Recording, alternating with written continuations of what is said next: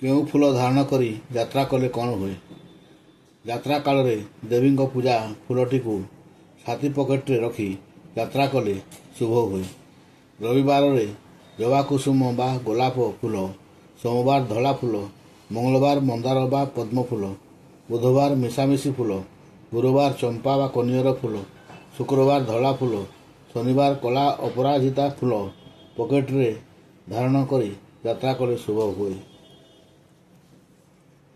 ଯାତ୍ରା କାଳେ କ'ଣ ଦେଖିଲେ କ'ଣ ହୁଏ?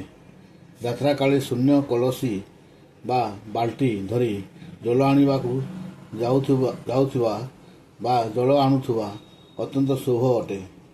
ବାଟରେ ନେଉଳ ଦର୍ଶନ ଶୁଭ। ଦୁଇ ଗୋଡ଼ ଟେକି ଠିଆ ହୋଇଥିଲେ ଆହୁରି ଶୁଭ। ସଧବା ସ୍ତ୍ରୀ ବାମେ ମୃତ ଶବ, ଡାହାଣେ ଶୃଗାଳ, ସଫା ବସ୍ତ୍ର ଧାରଣୀ ଧୋବଣୀ ସ୍ତ୍ରୀ, ଶଙ୍ଖ ମୋହରୀ ଶବ୍ଦ, ହୁଳହୁଳି ଶବ୍ଦ, ହରିନାମ କୀର୍ତ୍ତନ, ବାଳକ ଓ ବାଳିକାଙ୍କ ଖେଳ, ପୂର୍ଣ୍ଣ କୁମ୍ଭ, ଧାର୍ମିକ ବ୍ୟକ୍ତି, ଡାହାଣ ପାଖରେ ଗୋରୁ, ବ୍ରାହ୍ମଣ ଓ ନେଉଳ ଦେଖିଲେ ଯାତ୍ରା କଲେ ମନର ଅଭିଳାଷ ପୂର୍ଣ୍ଣ ହୁଏ। କେଉଁ ଅଙ୍ଗ ସ୍ପର୍ଶ କରି ଯାତ୍ରା କଲେ କ'ଣ ହୁଏ? ରବିବାର ଯାତ୍ରା ଅନୁକୂଳ କଲେ ମସ୍ତକରେ ହାତ ଦେବ। ସୋମବାର ମୁଖରେ ହାତ ମାରିବ। ମଙ୍ଗଳବାର କଣ୍ଠରେ ହାତ ଛୁଇଁବ।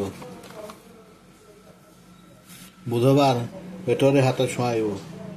ଗୁରୁବାର ଦୁଇ ହାତରେ ଦୁଇ ପାର୍ଶ୍ୱକୁ ସ୍ପର୍ଶ କରିବ। ଶୁକ୍ରବାର କାବରେ ହାତ ଦେବ। ଶନିବାର ପିଠିରେ ହାତ ମାରି ଯାତ୍ରା କଲେ ଶୁଭ ହୁଏ। କେଉଁ